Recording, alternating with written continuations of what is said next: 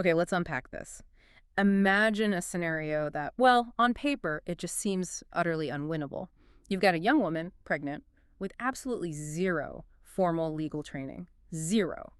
And she finds herself facing these incredibly serious federal terrorism charges. I mean, really serious stuff. Yeah, we're talking conspiracy to bomb public places, Yeah. police stations, department stores, railroad facilities, the kind of charges that carry, potential life sentences. Exactly. And then here's the truly audacious part. She chooses to defend herself, per se. She acts as her own lawyer. Which is just, wow. Right. It wasn't just bold. It was this profound act of defiance, a direct challenge to a system she clearly didn't trust, and she wins. A stunning, complete acquittal on all charges.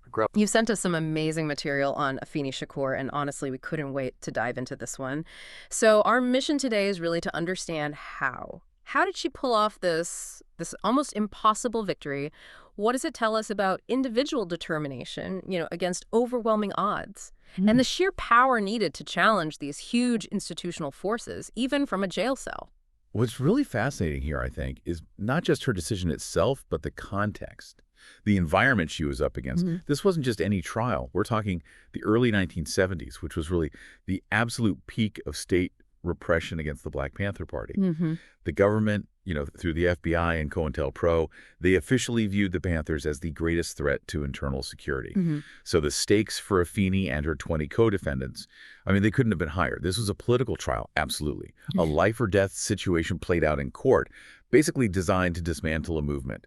And that courtroom triumph, it wasn't born in a vacuum, right? It was really forged by a lifetime of resistance. To truly get the power of it, we have to go back a bit. Trace the origins of this revolutionary spirit.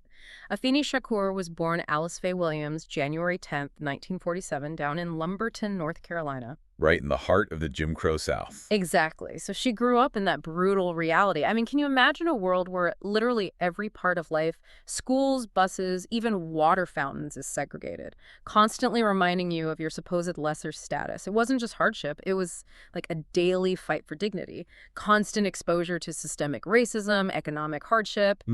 Her family, like so many Black families back then during the Great Migration, they sought refuge up north. Moved to New York City hoping for better opportunities. But of course, they just encountered different but, equally crushing forms of urban discrimination and poverty there. A familiar story, unfortunately. Yeah. And it was really in her teenage years that her intellectual awakening kicked in, sparked by the civil rights movement that was gaining steam.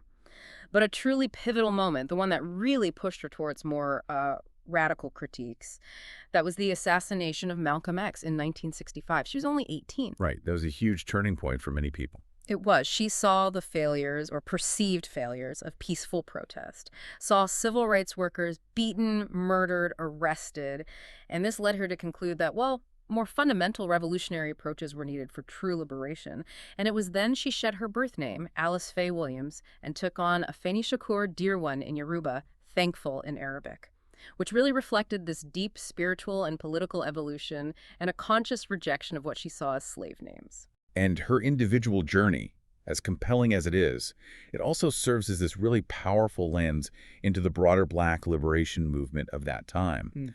Many people, like Afeni, were moving beyond those conventional civil rights approaches. They were seeking more fundamental systemic change, recognizing, that legal segregation was just one symptom of a much deeper societal problem. Yeah. And even back then, her sharp intellect, her critical understanding of how oppression works, it was clearly evident.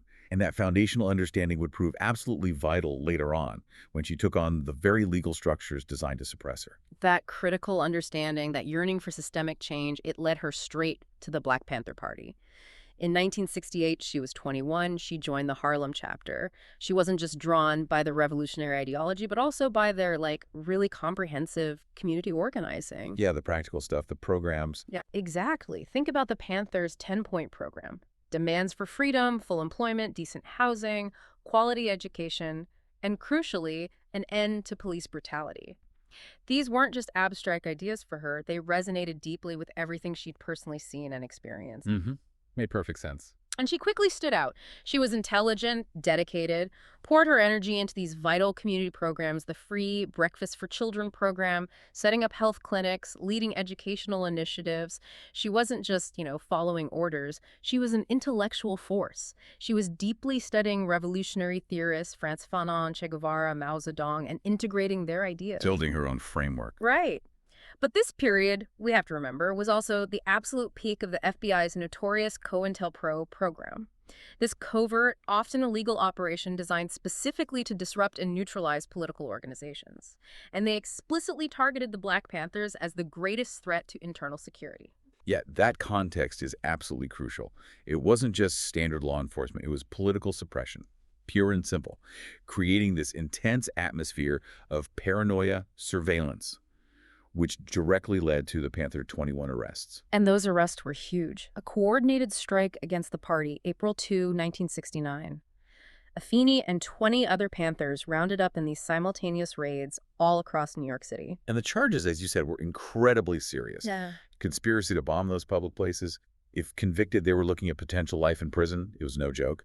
The government's case, it really hinged on undercover officers, paid informants, wiretap evidence, basically painting them all as these dangerous terrorists. But what's really crucial to understand here is how problematic this case was from the start. Evidence started coming out almost immediately suggesting that a lot of the alleged conspiracy, the planning, it was actually initiated and encouraged by government agents, provocateurs. You mean undercover cop? Exactly. Undercover operatives who weren't just watching.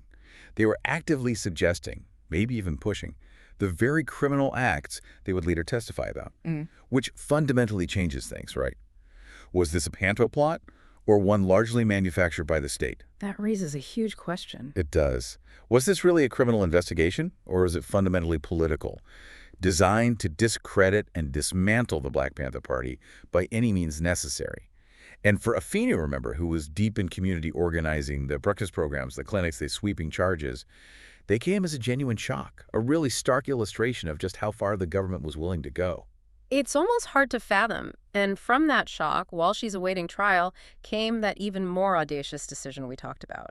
Afeni chose to represent herself, pro se, instead of just relying on the movement's lawyers. Which was virtually unheard of. Yeah. Especially for a young Black woman, no legal background, and pregnant. Right. I mean, many people must have looked at her situation and just thought it was pure recklessness. How could she possibly succeed? Yeah, the odds seemed astronomical. But her reasons were clear. One, she deeply distrusted the legal system to represent her fairly. Two, she had immense confidence in her own ability to articulate her political positions directly. And three, she wanted to speak, without intermediaries about what the Panthers were really about, especially with her pregnancy making the stakes so personal. And the preparation she undertook? Yeah. It was intense. A mess, almost superhuman. We're talking countless hours in her jail cell, just devouring law books, drafting motions, mastering complex legal procedures, evidence rules, the whole art of trial advocacy. She understood fundamentally that this trial was political. Her best shot wasn't just legal technicalities. It was challenging the government's narrative head on, right there in front of the jury, turning the courtroom into a platform for her truth, not just a legal fight. And what's truly remarkable is how she transformed. From activist to this, legal strategist of astonishing depth. It wasn't just memorizing rules. She approached those legal texts, federal criminal procedure, constitutional principles, with the same critical thinking she applied to revolutionary theory. Ah, that's interesting. Yeah, her deep understanding of systemic oppression allowed her to spot legal vulnerabilities, to see the law not just as abstract rules, but as a tool that could actually be turned against its creators. That insight, I think, that the law could be a weapon for justice, even for those it was often used to suppress, that was part of her genius here. So she wasn't just reading, she was strategizing. Absolutely. She was applying it, filing sophisticated motions, challenging illegal surveillance, pointing out prosecutorial misconduct, even questioning how the grand jury was put together. Her grasp of constitutional law was profound. First Amendment political speech rights, Fourth Amendment protections against illegal searches, Sixth Amendment right to a fair trial. She wasn't just citing amendments. She used them like swords and shields to show how the government's entire case rested on, a foundation of constitutional violations, basically turning the law against the enforcers. Right. And she masterfully used discovery procedures. That's the legal phase where sides exchange evidence. She was relentless, filed motion after motion demanding government documents, and through sheer persistence, She dug up critical evidence showing the extent of the FBI infiltration and, crucially, how the agents themselves had actively orchestrated much of the alleged plot. Incredible detective work, basically, from inside a jail cell. Pretty much. And then her performance in the courtroom itself, it became legendary, commanding the room with intelligence, dignity, powerful oratory. Even hostile observers were impressed. Imagine her opening statement, delivered while visibly pregnant. Described as a masterpiece of political rhetoric, she directly confronted potential jury biases, spoke passionately about why she joined the Panthers, humanizing herself in the movement in a way maybe no lawyer could have. Setting the stage brilliantly. But the real firepower, I think, came during her questioning of witnesses. It showed the sophisticated legal mind far beyond what anyone expected, thinking fast on her feet, adapting her questions, using witnesses' own admissions to build her case piece by piece. And her cross-examinations. Devastating, that's the word everyone uses. She exposed contradictions, inconsistencies, used her deep, intimate knowledge of Panther ideology to just shred witness credibility, especially the undercover agents. She specifically forced them to admit on the stand that they were often the ones bringing up violence, initiating conversations about bombings, not the Panthers. Which was absolutely crucial for the entrapment defense. Exactly. The argument that the government didn't just catch them breaking the law, but actually induced them, pushed them into crimes they wouldn't have otherwise thought of. By proving the agents initiated the talk of violence, she completely flipped the script. That's right. She systematically just laid bare the illegal surveillance, the constitutional violations. She essentially demonstrated that the government had, in large part, manufactured the conspiracy. And her cross-examination of that key informant, Ralph White, that was a masterclass. Tell us about that. She just systematically destroyed his credibility. Yeah. Exposed his criminal background, the fact that he's being paid for his testimony, his financial motives, pointed out all the inconsistencies in his statements. By the time she was done, the jury clearly saw him not as a reliable witness, but as, well, basically a pawn in the government's game. An indictment of their tactics. Wow. And then her closing argument. It was the culmination of months of intense preparation, a direct, impassioned appeal to the jury, framing it as a choice. True justice versus political persecution. She dismantled the government's case, point by meticulous point, and the emotional power amplified by her visible pregnancy. It just reminded everyone of the deeply personal stakes for her unborn child, for the entire movement. So what happened? The verdict. Stunning. It came on May 13, 1971. The jury deliberated for less than 2 hours. 2 hours after all that. Less than 2 hours. And they came back with not guilty verdicts on all 156 charges for all 21 defendants. A complete, total vindication. Unbelievable. It was a profound defeat for the government's efforts to crush the Black liberation movement through the courts. A clear message that those tactics, the infiltration, the provocation, had failed spectacularly in this instance.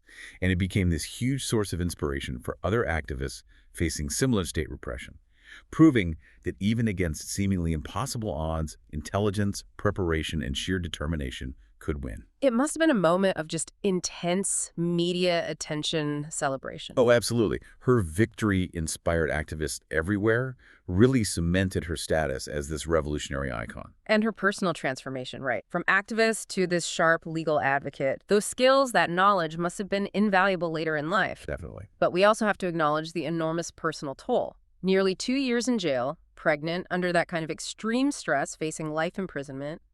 It was a bittersweet triumph, wasn't it? Made sweet, incredibly sweet, by the arrival of her son, Tupac Shakur, just 1 month after the verdict, allowing her to start motherhood in freedom, not behind bars. A powerful image. But stepping back, her struggles didn't just end with the trial victory. Like many who endure that kind of intense persecution, she faced immense difficulties transitioning back to a more, let's say, conventional life afterwards. Right. The trauma doesn't just disappear. Exactly. And tragically, she did struggle with drug addiction during the 1970s and 80s, which is a sad irony, given the Panthers' strong stance against drug trafficking in the community. But it really highlights the immense psychological toll of those years of state repression, the trauma of incarceration, the sheer difficulty of moving from that high-intensity revolutionary activism back to some kind of everyday existence. Yeah, that transition must be incredibly hard. Her recovery process was long, difficult, but it showed that same incredible resilience we saw in the courtroom, battling not just external forces this time, but her own internal demons. And in her later years, she really channeled those experiences into powerful advocacy work, supporting political prisoners, championing prison reform, launching educational initiatives like the Tupac Shakur Foundation, honoring her son's legacy. Becoming an elder stateswoman in a way. Very much so. Within activist communities, committed to preserving the true history of the Black Panther Party, making sure its lessons weren't lost or distorted. Which really raises an important question for you, the listener, today, doesn't it? In our current era, with renewed activism around racial justice, mass incarceration, Afeni Shakur's victory offers these incredibly valuable lessons for organizers now. Absolutely. Her way of integrating legal strategy with political education, that's a powerful model, right? Using courtrooms not just to determine guilt or innocence, but as venues for broader social and political organizing, educating the public. Her techniques for exposing government misconduct, for kind of turning the law against itself, they still influence civil rights litigation today. They really do. And her story also gives us these profound insights into the personal cost of that kind of sustained resistance. It highlights the critical need for community support, for healing, for activists who are engaged in that high-stakes political work. A reminder that the fight for justice, it's a marathon, not a sprint. It requires deep personal fortitude and support. Well said. Afeni Shakur's life, it reminds us that true justice often demands just enormous personal sacrifice, and that victory in one arena, like the courtroom, doesn't automatically guarantee success or ease in others.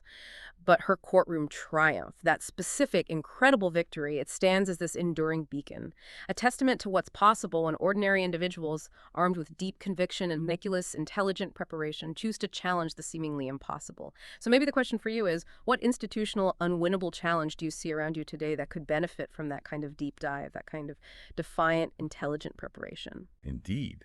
Her victory wasn't just personal. It really is a testament to human potential, the power of knowledge, and the force of individual resistance against oppression. It's just a powerful reminder that even when facing the most formidable institutions, that combination of intellect, courage, and a deep-seated belief in justice can truly change the course of history.